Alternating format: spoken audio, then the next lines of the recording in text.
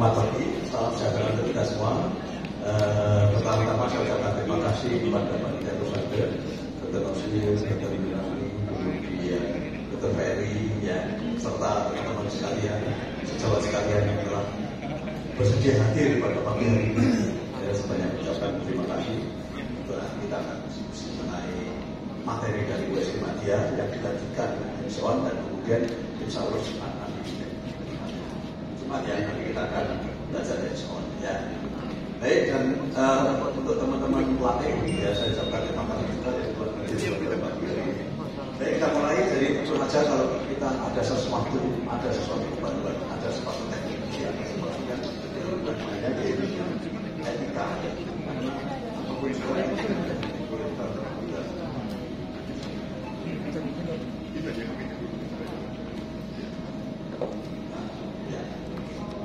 Jadi etika itu selalu berhubungan dengan sesuatu tindakan dari kita semua.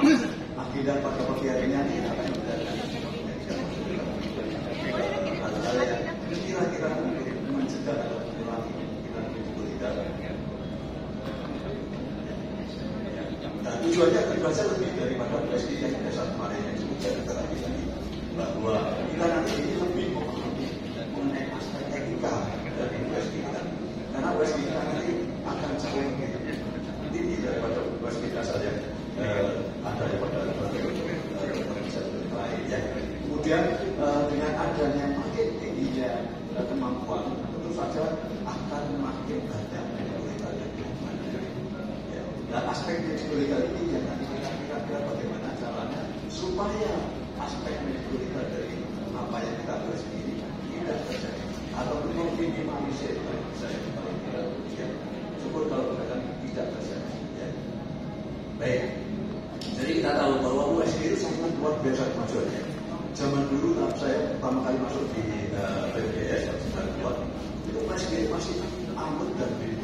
Angkut itu adalah untuk menangani itu. Jadi dia bisa dilihat dengan apa saja hingga dokter ya. Jadi kepala itu dilihat di USG. Kemudian tanpa ada titik kepala di sini dan titik tulang yang satu dan dua saja seperti ini. Buat dia nanti ada meterannya, ada sentimeterannya. Itu nanti sentimeternya langsung dihubungkan dengan muka bulan. Jadi misalkan 6,7 cm berarti muka bulannya kira-kira 30-34. Jadi ada itu aja sentuhnya luar biasa. Kalau dia besar sekali, hidrospalus itu menemukan diagnosis hidrospalus luar biasa menyerang juga. Ya. Kemudian habis itu ada bimut. Bimut itu untuk melihat bagian-bagian dari struktur organ-organ yang ada di dalamnya. Dan mulai nampak bulan. Kemudian ada gambaran kotak, ada tengahnya ada bak cervix seperti kanan kiri. Itu semuanya sudah luar biasa itu. Burung juga kadang kelihatan, kadang tidak ya.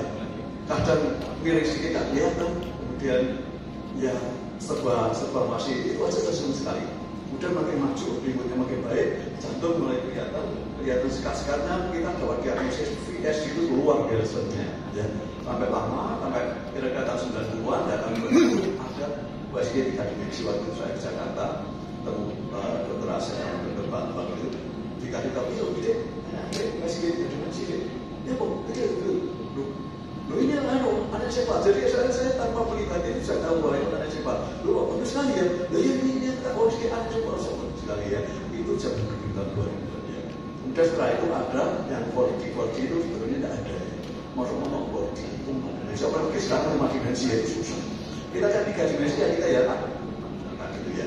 Nah ternyata ya namanya perusahaan itu sangat-sangat luar biasa membuat sesuatu membuat kita semua jadi 4D, yaitu 3D yang bisa bergerak ya, jadi kita ada body ya apalagi mungkin tambahan Doppler atau yang lainnya transvaginal seperti kita transrektal, kemudian yang di jantung ada transtrachea ya, jadi sudah luar biasa ya, transfusus dan sekian. Nah aspek medical-legal itu tentu saja menyertai dengan makin maksudnya dari pemeriksaan USG. Kenapa? Karena dengan makin tingginya pendidikan dari seseorang yang kita periksa pasien kita, tentu saja dia berharapan dengan sekali di USG sudah kelihatan semua.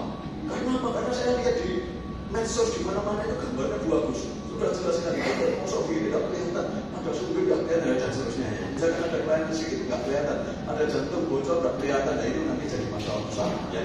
Karena mereka selalu berekspektasi tinggi, karena mereka sehingga ini sering menyebabkan ketidakpuasan dari pasien kita. Makanya dari itu di sini yang paling penting di sini adalah komunikasi. Komunikasi kita dengan pasien kalau bagus, pasien yang senang, kita salah pasti nggak apa-apa lah, salah sedikit-sedikit, namanya manusia, dokter juga manusia ya. Dan dokternya baik kok, nggak apa-apa. Masalah kadang-kadang kita komunikasi bagus, walaupun ada kelainan, walaupun pasiennya meninggal, tetap berterima kasih ya. Karena kita itu sedang bersyukur, sedang punya pasien senang. Tapi ternyata walaupun hasilnya tidak baik, pasien juga tetap berterima kasih. Nah ini informasi dia, aspek diberikan ya. Ini yang kita pentingkan bahwa ternyata dari aspek yang diberikan itu ternyata kita lihat. Banyak sekali waktu memakai USG kita radiologi, penyakit dalam mata sekarang sudah ada USG, jantung ada USG ya, semuanya USG. Payudara dan urut dan seterusnya semua memakai USG. Tetapi kita lihat yang case yang pada USG ini ternyata 85% ya, 85% jadi dia bisa tinggi. Ya, nah 85% ini adalah juga proses ini.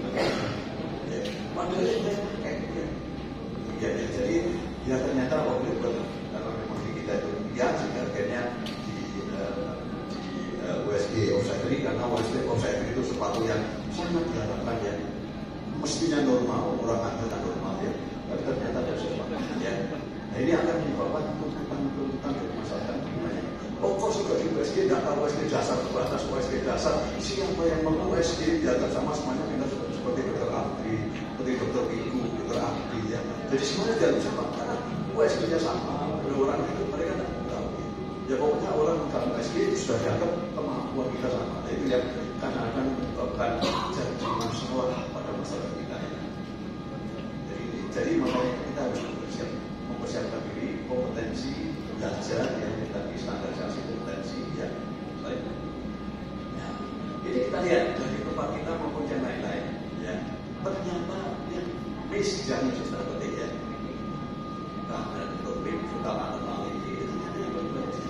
85% juga kelainan-kelainan yang kita miss yang menyebabkan kira-kira terjadi aspek dari medikotika. Kita lihat ini 80%.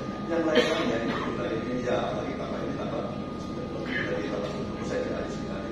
Jadi kalau ini ada batu yang di tempat yang tidak ketahuan atau ketahuan keliru itu aja masih sekali. Ya. Apalagi kita ada solusi, ada masa-masa di pada solusinya ya pasti bisa sampai 90% gitu dari slide. Ya, sehingga akhirnya kita untuk USG tersebut ada beberapa etika medis yang secara ya salah satu adalah satu bahwa kita itu yang paling bagus adalah kita jangan sampai memberikan prinsip pertama adalah jangan ini ya jadi dulu hal itu yang prinsip pertama jangan kita memberikan pasien ya, sebaik apapun yang kita tindakan sebaik apapun seberguna apapun seaktif apapun yang kita lakukan ini sini zaman itu zaman dulu itu penicillin diberikan itu hampir semua pada antibiotik. Antibiotik penicillin setelah kondisi selesai. Tapi kemudian ada orang lain sekuat apapun, seperti apapun, kalau kita masuk ke air, di sini tidak akan kita berikan pasti ada ya. Mesti cari obat lain kalau kita terlalu banyak. Jadi yang pertama kita bicara